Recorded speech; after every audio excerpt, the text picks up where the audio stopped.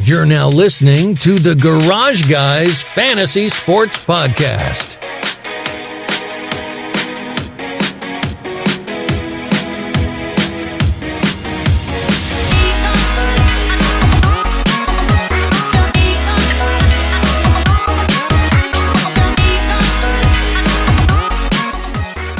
Welcome into the Garage Guys Fantasy Sports Podcast weekly NASCAR recap.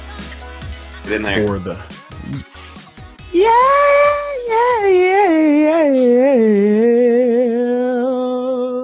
Kansas City. Somebody with the Monday morning that they did not need to hear. Yeah, well, good morning. It's Monday, or whatever day you're listening to this. We're recapping the Hollywood Casino 400 at Kansas Speedway.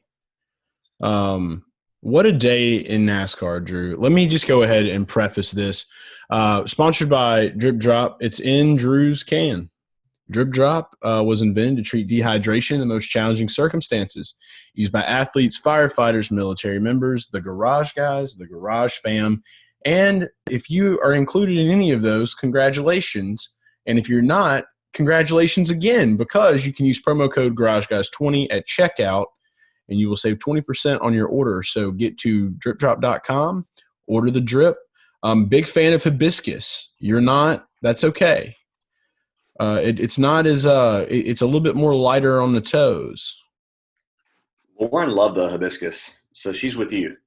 Yeah, Chef Girl knows what's up. It was good. It was different, and it's just like it's a very light, refreshing beverage. So try the hibiscus. I recommend it.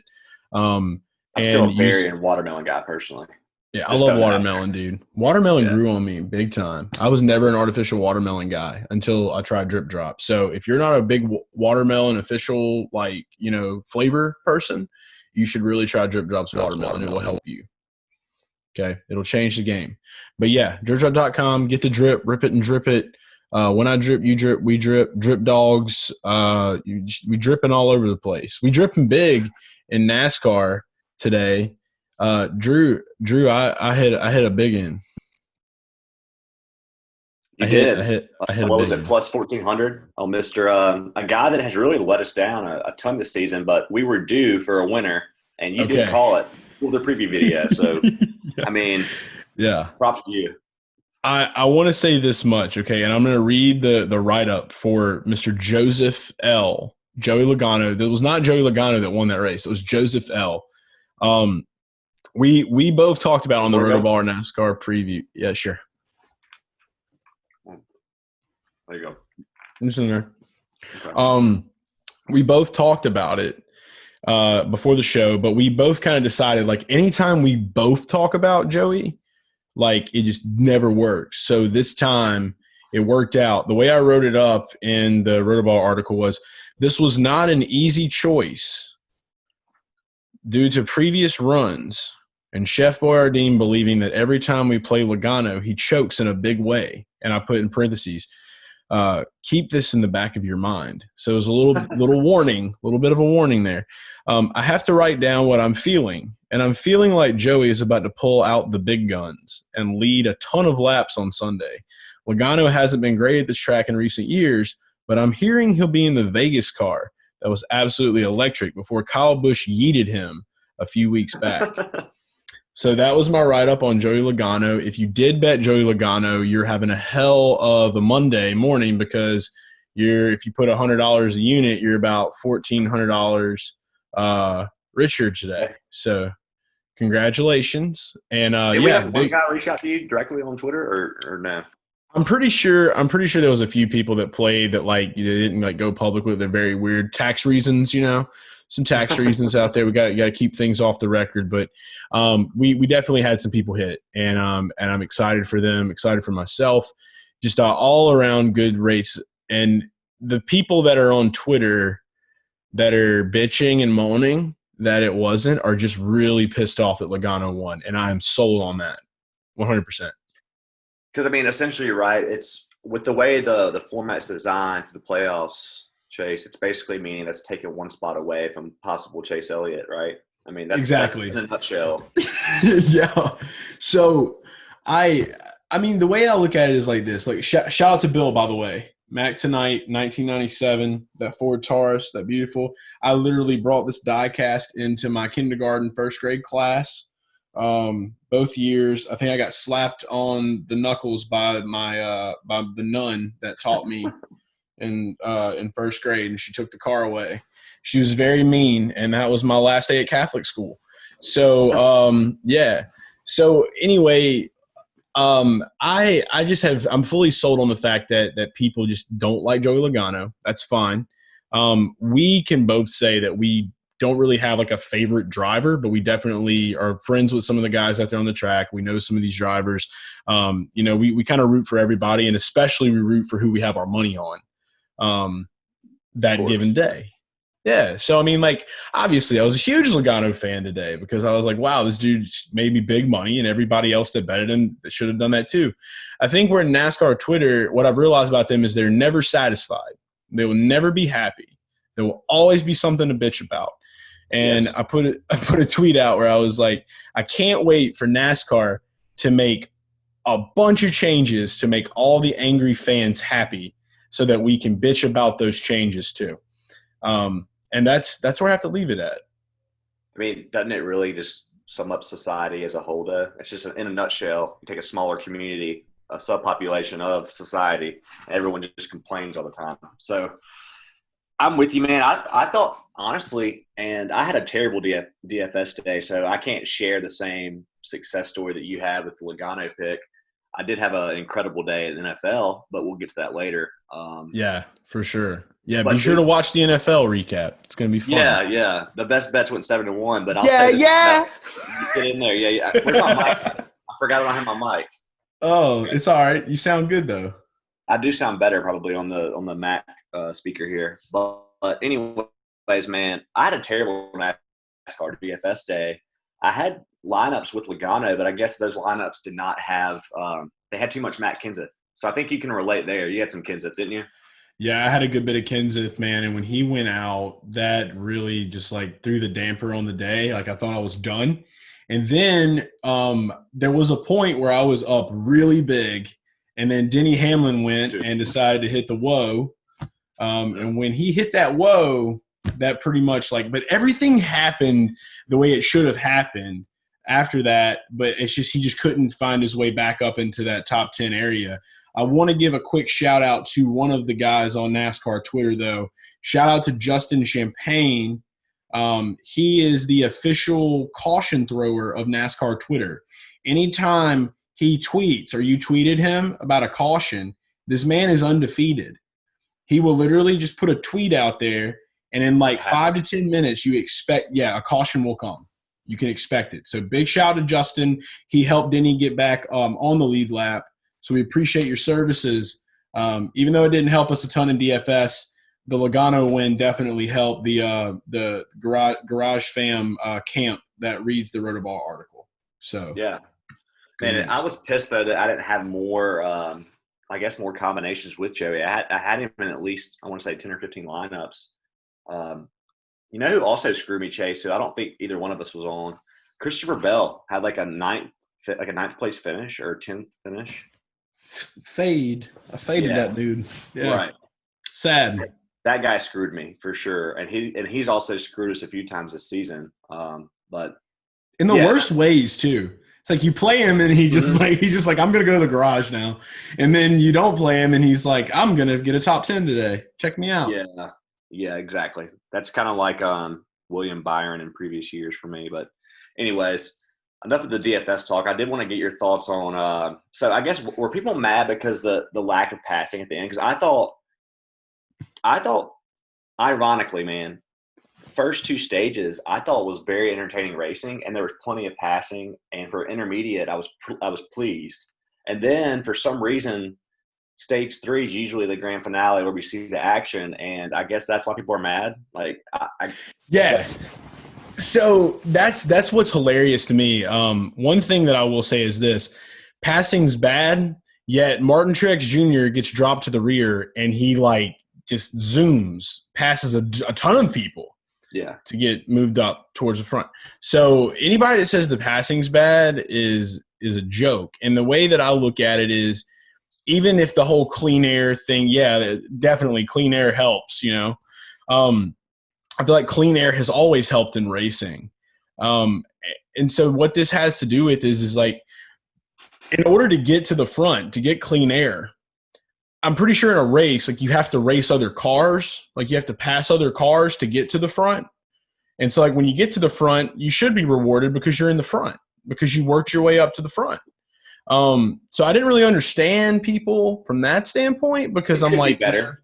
It could be better. That's the point. But it's like, do we want, obviously I had Kevin Harvick to win the race. Like he was my favorite pick.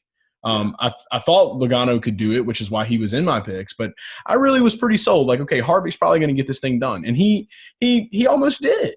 But the thing is that whenever all this passing's occurring and whatnot, it's just like he got defended, dude. Joey Logano played defense. Yeah. And he played defense with what he had. So if getting in front of Kevin Harvick creates tension there, pushes him back, that's his way of being defensive to keep him away from getting that lead. That's still racing. There's people out there that say, oh, it's all shifted to entertainment and this and that. Yeah, it's entertaining as hell. But when you have something like it's like a football player, okay? If you know that you're going up against somebody else and you know that person's weakness, you're probably going to use it for yourself to have an advantage so that you can win, right? Yeah. Same thing applies to defense, dude. I think the defense is awesome. I thought Joey did everything right. Oh, some people said he wasn't doing defense. He was just cutting off clean air. Literally, I had a guy tell me, oh, that wasn't defense. He was just cutting off clean air. To me, cutting off clean air is defense. Exactly. It's dumb, man. I think if you switch, though, some of the action that was in stage 1 and 2, if you just flip it and those events would have occurred in stage 3, then less people were complaining. But usually, stage 2, end of stage 1, early stage 2 is when you're like taking a nap, falling asleep. And this race, I think people were just underwhelmed when that last green flag session took place and Logano just led the whole time and there was no more cautions and people were pissed. That's as simple as that. Yeah, dude. And I mean, you have to be good at what you're doing for Kevin Harvick, because Kevin Harvick, it doesn't matter what kind of track he's on, what the package is, he's going to be able to find a way to figure out where your weakness is. And I mean, we saw that, dude. That was some of the best camera work towards the end of that race. Whenever you were just in Kevin Harvick's car and you were watching how the line that Logano was running and how he was able to shift quickly to watch his every move. That was all there. Yeah. So yeah, I think that it's just more of the fact that people are pissed off that Harvick or just anybody but Logano. That's the mindset of NASCAR because of the Chase Elliott incident, the Kyle Busch incident. When you fuck with the favorites of the sport, you're never going to be liked and you're going to be hated on. And that is sports, man. It's okay to hate the guy, but it's not about changing the pack. The best thing you can do to change the package is just let him go. Just say, okay, you don't race here no more. And then that's just stupid. You're just giving in to shit. People are going to compete. I think people's point, now I'm just going to take their stance real quick. They just want to see it more like Xfinity a little bit more. And that's a valid argument. I mean, it's not – we can't speak for all fans, but what we can say is that we want there to be a happy medium. Just because it's not exactly what you want doesn't mean you just cast it in and say it's awful. I think that's what our point is, right? We're not trying to just say, oh, it's not Xfinity or it's not a different package and it's just time to discard it. You got to appreciate it for what it is while being critical at the same time. I think it's fair. Yeah, it's because it's what we have. And if you're going to be a fan of the sport, you can always want changes. You can always want things to be different, but that's not the case right now. And if these drivers are having to go out here and adapt to be able to say, okay, well, this is what I have and this is what I have to do to win, then you as a fan should be able to say, well, this is all we have right now. So somebody's going to master this package and somebody's going to be able to play it well. Because I really feel like if you put anybody other than like Logano is just good at defense, you put somebody maybe putting somebody like a Chase Elliott or Ryan Blaney in the position that Logano was in, I really feel like Harvick would have been able to find a way around them. He could have psyched them out a little bit more and played the psychological game, because if it's all about the clean air, you got to play a psychological game, get somebody off their line and off their groove. That's still racing. Yeah. So, I mean, what did you think was going to happen? I thought Harvick would get him. I thought Harvick was going to catch him 100%. Yeah. 100% thought Hart was going to catch him. And then when it got to that point to where they were getting around that lap traffic, that's when I realized, like, holy shit, this plus 1,400 on Joey Logano is about to hit. This is insanity. And I held on. I held my ass on into that last lap. And I was not ready to give up. There was never a moment where I was like, it's Logano's race. You were winning regardless, though. That's a good feeling. Yeah, dude, I knew Unless it was they both either wrecked Harvick each or other. Logano.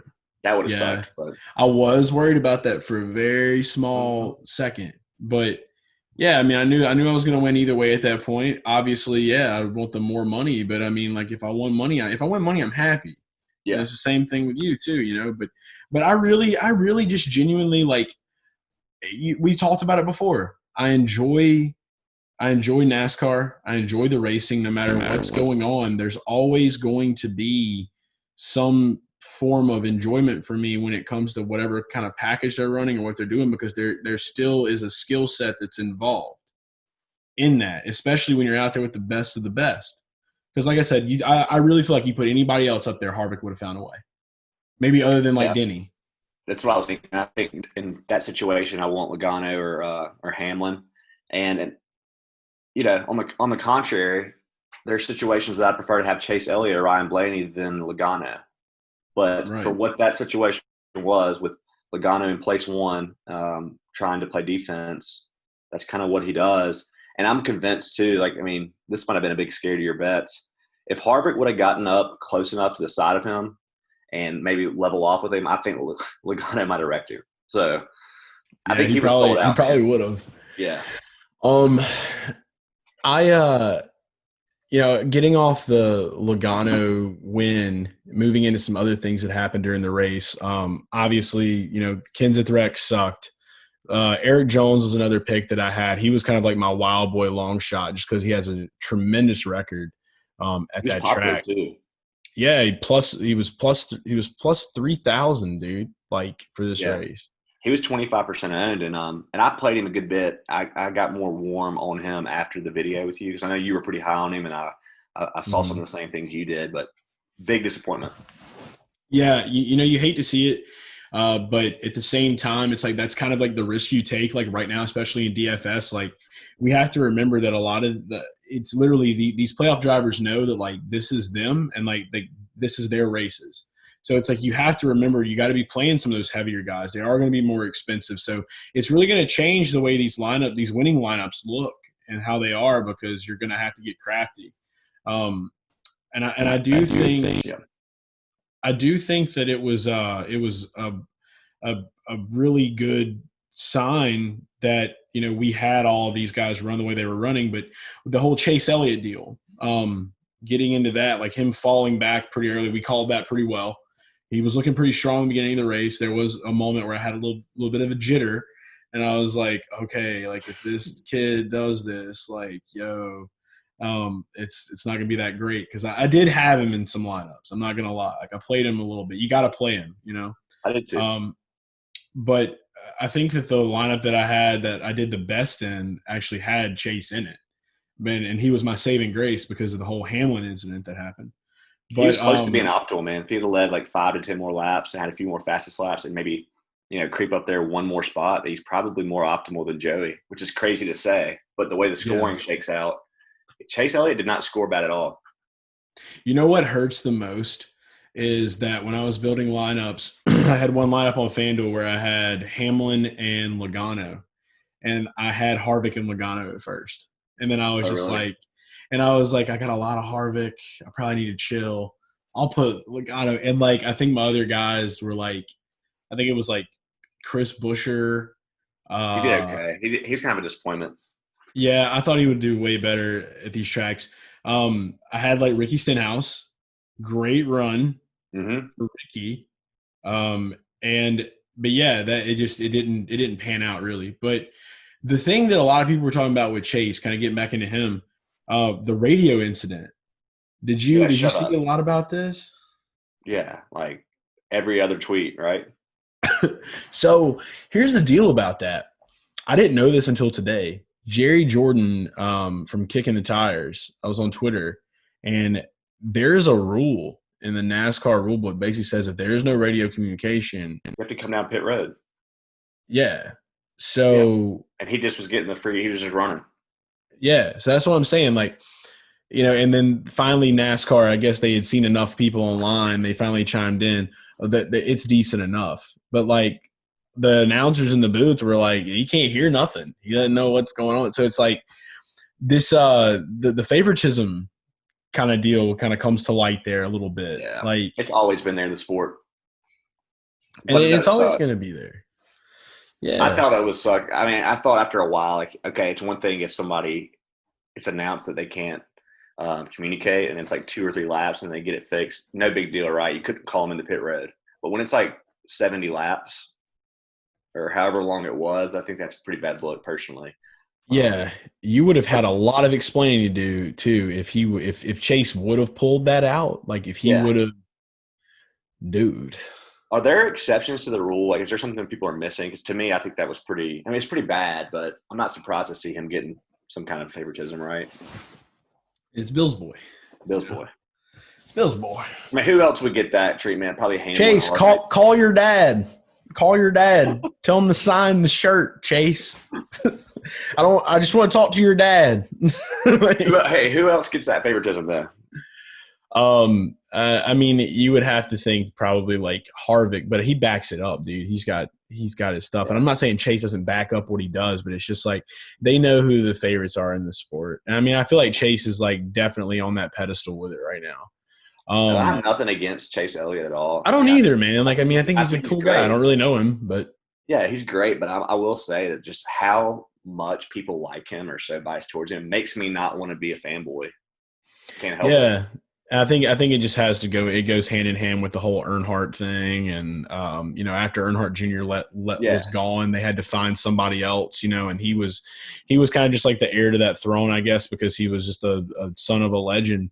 But there's a lot of different things you can look at with that. Like I made the remarks earlier in the year that like I felt like Alex Bowman was kind of like turning the tide a little bit at Hendrick and maybe becoming a little more of the favorite there, but I got roasted for that. But hey, he finished third today. He did. He's been the difference between him and Chase, right? Is Bowman is this. Yeah. Chase is pretty. I mean, he's consistent.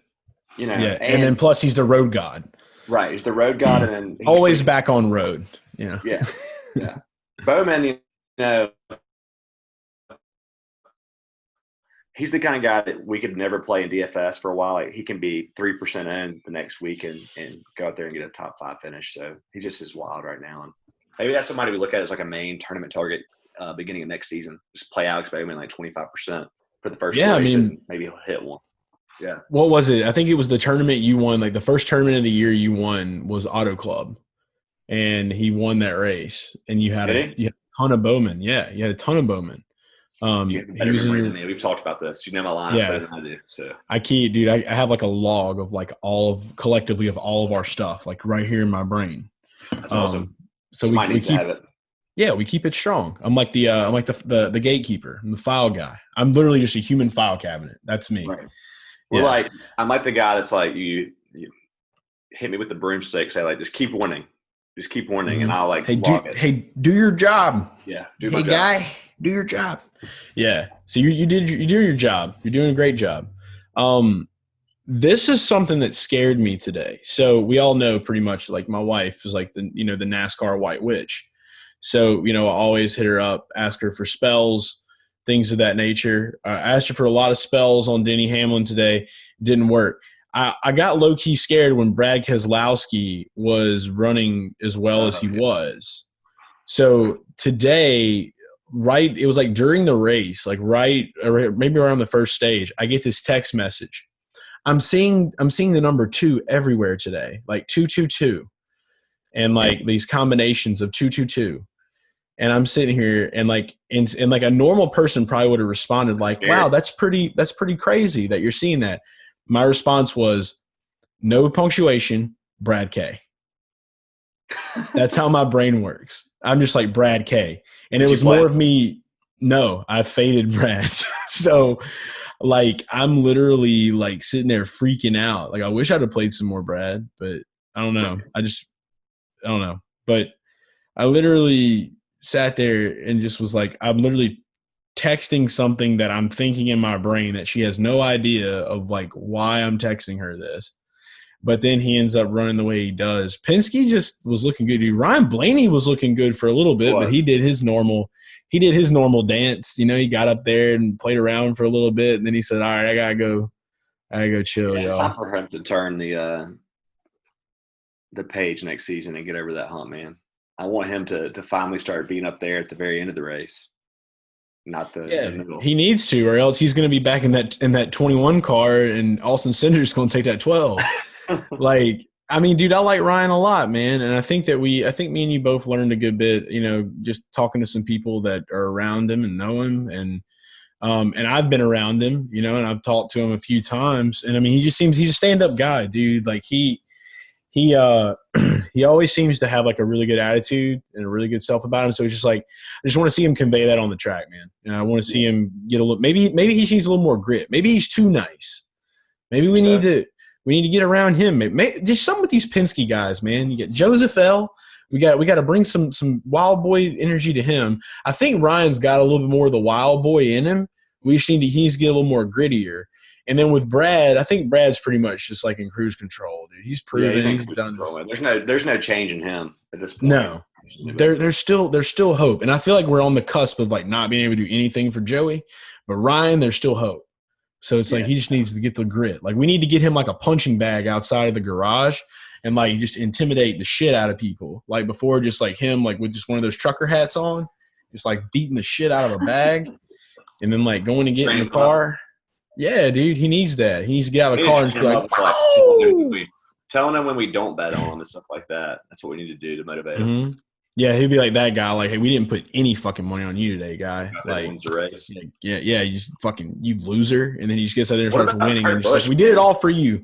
What about Kurt Busch today? Like, that pretty much screwed him up, right? For his dude, Explosion Town, literally. Guy, like, you know what's wild to me? So obviously, I mean, can he come back? Like, can he even make the play? Like, he's done, right? Or is he has to win a race now? Yeah, he has to win Texas. He has to win Texas or he's done. It's over. Game over, Kurt. Yeah, because, like, the way the points work, right, is that he's screwed with that finish. Is that right? Yeah, 100%. So it's like every one of these races now, it's like this is this one, and then, like, you're going to have, like, next race there'll be people get dropped, and the next race somebody will get dropped, and you'll have 4 guys. But you have the race winner gets in and the other one goes to points, right? Is that how that works? Exactly, yes. So Kurt is at the bottom of the barrel. He has to win Texas. And honestly, this is a track that he probably could win at, dude. I mean, like we saw Austin Dillon win here earlier in the year. If you don't think people are going to be taking the strategy stuff and like using it at that track now, like there's going to be some like low-key teams that are going to do it. I'm literally, I might get flirty with it, dude, and play him some next week. I just gotta hope that like they don't sabotage the engines again at Hendrick. You know, I could see him winning it, man. I really could, but pressure's on. Yeah, dude. I really feel like. I mean, I don't know, dude. Would it be Logano and Kurt get 2 of the final 4 spots? That would be epic, man. And just like it just comes down. So mad, man. Like if Elliott, let's say Elliott and Harvick both didn't get in. People would be so mad. I really don't think Chase is going to make it. I don't think he's going to make it. Everybody was, Chase Elliott. I don't think so. I mean, so who would be ahead of Elliott right now? You got Harvick that's definitely ahead of him on points. Harvick and Logano. And then I think Hamlin fell today. He fell. We need to look at the way the points work. Yeah, we got to look at this, dude. So, I mean, this is stuff we should know, obviously, but just talking about Kurt while you're looking that up.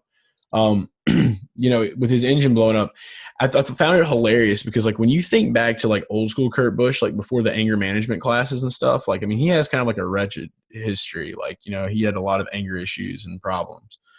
I think it's awesome that, he got all that stuff fixed up, but dude, there were times, man, like if he would wreck or something bad would happen, they fuck shit, just like going off, like punching steering wheels and stuff, dude. And I think somebody had made like we live in 2020, of course. So like anytime you make jokes about those kind of things, you're immediately just a very bad person. But I still think it was pretty hilarious. Like I feel like there are some things you can laugh about, like, I don't know. Especially pre-Chef Boy Ardeen days. Yeah, bro. Dude, it was so bad. We're talking about the unrated version of Garage Guys Fantasy Sports Podcast. I don't know, man. We got pretty wild. Even last year, some of the football podcasts got pretty out of hand too. We had fun, dude. We still have fun though. Oh yeah. This season, I've been like drinking a beer on that bed, haven't I? During the season, with like me, you, and Randy on here, or Jincy. Was it Jincy? Absolutely. Yeah, you can still do that, man. You can still do that all the time. I think it's just because we have limited. We're limited now, like more on like our normal Garage Guy shows because we're doing a lot of Rotoballer stuff. And obviously, guys, if you haven't yet, go to rotoballer.com. Use promo code Garage. There's still time to get NFL and NASCAR premium content. So I know we got like 3 races left, but still, you could still be chefing it up with rankings. Checking out value plays. You can be using the data, the research station, all that stuff. I'm pretty sure it's at a discount right now. Give NFL a chance. Yeah, and I mean, you're listening to this because you're a big NASCAR fan, but try the NFL stuff out because I'm telling you, you don't even have to watch NFL. Just log on, look at what Chef is betting on, go to your local sports book, plug those, and just walk away and go watch a NASCAR race. And then you'll be like, oh, I got money. Congrats. You'd honestly be doing better if you didn't know a lot exactly. about NFL because you just go put the bets in. Don't worry about it. If you want to make passive income, just go check out Chef Bets. Rotoballer.com. Do it. All right, so you got this playoff standings pulled up now? Thank you. I was just about to ask you what were we talking about. So we have Logano, obviously he's locked in, followed immediately by Kevin Harvick, then followed by Denny Hamlin. Then it's Brad K, cutoff line, Chase Elliott, Alex Bowman, Martin Truex, Kurt Busch. So it's basically going to be, can Chase Elliott either win the race or finish? He's going to have to do a good bit better than Brad or Hamlin or Bowman. Yeah, those are going to be the main 4 fighting for those spots. Okay. Assuming Harvick doesn't just like go out there and wreck right off the bat. Yeah, I don't think that's going to happen whatsoever. I mean, these intermediate tracks, we see a lot more consistency. I'm looking right now, dude. I mean, obviously, like Harvick's got one of the better records at Texas. I think that it could be very easy to say that he could take care of business. Logano has nothing to worry about. Dude, Harvick's getting in. I mean, the way the points are, he's right behind Logano. He's at plus 41. Hamlin's plus 20, plus 8 for Brad. I think Bowman is who this kind of hurts the most, honestly, because I think he struggles at Texas, if I remember correctly. He does, yeah. I'm looking at his record right now. Like he had an accident here. Earlier in the year, and then he just has had he started more deeper in the pack when it comes to some of these races in the past. Looking at the record now, I think his best finish at this track came in 2019. He started 5th and he finished 5th. Yeah. And it's funny we're talking about this. I'm literally looking at NASCAR.com right now in this little article underneath the points, and it says who it favors Kevin Harvick, who it hurts Alex Bowman. So literally the words were right there. Yeah, dude, Harvick's just a dude. He's the Texas troll, bro. Like he comes in and he just kills it. I think that he's won the majority of the races here. Dude, like when it comes to laps led, bro, it just blows everybody out the water. 538 laps led total. I think for I don't even know. This has got to be from like the past 4 years, maybe. Like, dude, insane. Dude, it's going to come down to I think it's as simple as this. It's going to come down to Chase versus Brad. Yeah. For that final spot. Yeah, and dude, honestly, like lately, like with Chase dropping like he has, and then I mean, dude, Brad doing what he's doing with Penske, man. I think that Brad could be the sneaky guy. Well, he's just the veteran, right? He's the consistent veteran that's probably not going to make a mistake. And if Chase Yeah, Elliott runs well, he'll probably beat him. But if he's not running well, then Brad will probably win. yeah, that's what I'm seeing here. And then, dude, but this is the thing about Kurt though. So looking at Kurt Busch's record here, I mean, dude, top tens since 2017 consistently. And I mean, he's constantly finishing outside the top five, but That he's puts in more that. pressure. If he sneaks in there, then that just puts more pressure on Hamlin because then his spot's not as safe. And see, this is what sucks, dude. Hamlin would be the one to like, because like he's been the one that's choked, like Yeah. almost every year, and I would hate that for him, dude, because he has had It's so such an weird, incredible too. season. It's so weird too because like he strikes me as someone that would have the clutch gene, and it's almost like he has that regular season clutch gene and just doesn't have it in the playoffs. It's weird. He's the Mark Martin, dude. He's Yeah. the Mark Martin. Like you look back at history, Mark Martin is that one driver that was just insane, but Clayton Kershaw, could never close. Yeah, baseball. Yeah. could never close, dude. So I want to see Hamlin get over that hump. A lot of people hate Hamlin. We get it. But I just feel like, dude, Denny's like the more that I've come to really pay more attention to Denny off the track, dude's got massive swag, big swag guy. Like a lot of swag. Swag. So yeah, big swag. He's a team owner now. And I feel like this has to be the year, dude. This has to be the year for him. Yep. He's gonna have to pull some major clutch stuff though, dude. He really is, like at this track, because looking here, I don't think that he is that hot at Texas whatsoever. Who? Denny Hamlet. Yeah, I mean, to me, though, like just looking at the way it's set up, as long as Hamlin doesn't screw up, it's going to be a Elliott versus Brad. The dark horse here really is if Kurt doesn't win. I mean, assuming he won't win, can Martin Truex win? Because he would definitely take a spot because he's in seventh. He's behind Bowman. Dude, So Martin's the guy that I don't see getting. Yeah, he will get in because he'll win Martinsville. I really feel like Martin will win Martinsville. Like that's race before we cut down. So, well, what is it now? There's only one more race before we cut down, though, right? Martinsville is the last straw, dude. If you don't get in by Martinsville, you're done. It's Final Four. And so I feel like okay. No, I'm with you. So really, only one person gets in on points. This whole time, I was thinking two people get in and two people win, and they were moving on. The way the playoff championship before is really just a one race thing. It's not a so. I mean, it can be points if somebody that's not in the playoff wins a race, but that just doesn't happen that often. No, what I'm saying is that like there will be someone that gets in without winning a race because there's 3 races in this round. Yeah. Somebody will get in based off like whoever has like the best finishes throughout this thing. But I like I thought we were cutting down after this one. No.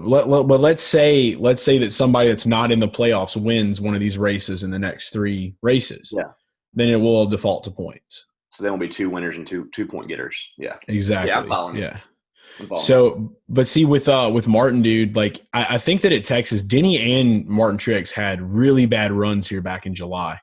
I think that had a lot to do with I can't remember what the actual issues were. Oh yeah, penalties. Remember the penalties that Martin Truex had? He had like 2 penalties. He was doing decent. So, but like I said, I'm not worried about Martin. I think that Martin will be able to handle up at Martinsville. So that's where he'll punch his ticket. So this is really the toss-up race. This is the one that matters right now. Is like, so I mean, if we're looking at it from that standpoint, like, dude, I feel like this is either Kurt or Harvick's time. Like, if Kurt's gonna get it, this is where he's gonna get it. I don't see Denny. I see Denny maybe getting a top 10. I don't think that Truex and Denny are gonna both run this bad at this track again. And Denny knows he can't after today's race. He knows he's got to get up off of that thing and, dance, and he'll feel better. Yeah. Like James Brown would say. He's Denny, if you're in his shoes right now, I think you got to be thinking, run as good as you can. Even if you don't win, be in position for that last spot on points. Because I think the way it's going to shake out is he's going to if he almost wants Harvick to win for the point's sake. Like if Harvick's winning late and Hamlin can't get, obviously if Hamlin can get to him and win, you go for it. But if you can't, you almost want Harvick to win. Exactly. So it's gonna be crazy. That's kind of messed up. It is, dude. If I had it my way, dude, like I have an entire dude, we'll have to just do an episode, like a special one day where I feel like this is how the NASCAR playoffs should be. This should be NASCAR. This is how, because like everybody's got an opinion, right? And like everyone's opinion is right these days. Because like if you don't tweet about it, then it just doesn't matter. So I need to tweet a thread one day so that my opinions can be valid. Oh yeah, there's no group I'd rather be a part of though. As much as we disagree. Yeah, exactly. Sorry, I'll stop being sarcastic now. It's like if you don't put your opinions out on Twitter, then it doesn't count, right? Yeah. You're not valid. It's like pictures or it didn't happen. You remember those days? Yeah. Picture it didn't happen. Yeah. You know what I mean? Get those screenshots in for DFS and get those conversations in for NASCAR Twitter. That's right. That's the pictures we want to see. So yeah, so as we exit the NASCAR recap for Kansas Speedway, I want to thank you guys again. Please be sure, if you were betting Chef's bets, if you were following my picks, betting my NASCAR picks each week, just share the love, whether that be, an Instagram post, Twitter post, or just a DM just to say, hey, I did this. I'm not here asking you for a tip. I'm not asking you for money, none of that stuff. We want to know that the Garage Guys energy is being put to good use. Also, be sure that you are subscribed. Apple Podcasts, Spotify. If you're following there, that's great. Subscribe here on YouTube. All you have to do is literally click the subscribe button, like a video. It helps us. The algorithms, the way they work, it just puts it into different places, helps us grow, potentially helps us bring in money so that we can do the things we really want to do for you guys and provide you with the content that and just make our content better overall for you guys. That's the main goal in this. We're in this for the long haul. We love the Garage fam. This is this ain't no small talk. We're not just here to dick around. Like we gonna do this for y'all for the distance. We're going the distance. Hercules, throw the discus. And now it's time for us to what? NFL time? First down? Yeah, it's time for us. It's time for us to hit the NFL. So be on the lookout for that episode, and we'll have that out for you. Doing more content for the people. Hustle. So yeah, NFL episodes dropping soon. You can check that out right here on YouTube or on Apple Podcasts, everywhere else. But yeah, this has been NASCAR. Holla at us. We're going to skirt on out of here like we do on the Rotoballer videos. We're going to skirt. And we'll see you guys next week for Texas. Take it easy. Garage Guys out.